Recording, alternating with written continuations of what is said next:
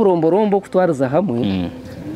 Egen pilot project yabe yatandikirwa kitinisa President Museveni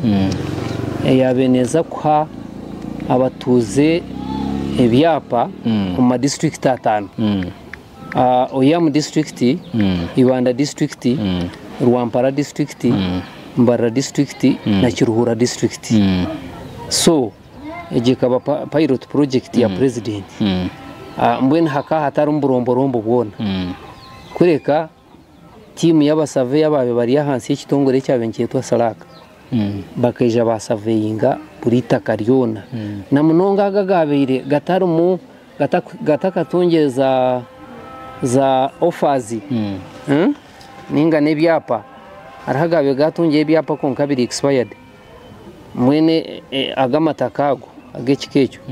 gakagatara hansi ya project ejo konka gabe gatene kintu cyona gakagari hansi ya project ejo tukasavenga amataka gakwike 15 bona 15 abantu batungire no hatungire bya hatungira abatuze 12 abantu 12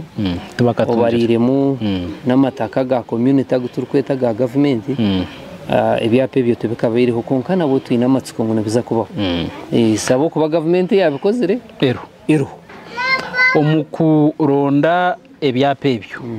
ni mangu hariho imwe mukaka keje kabura kutungeje ka ekaba registered bikandi kujya ngo neza kutungeje takatungire tarabire mu conflicts hagati y'abantu babona nimwe nkabebembeze futwariza hamwe abantu no demanding ebyapa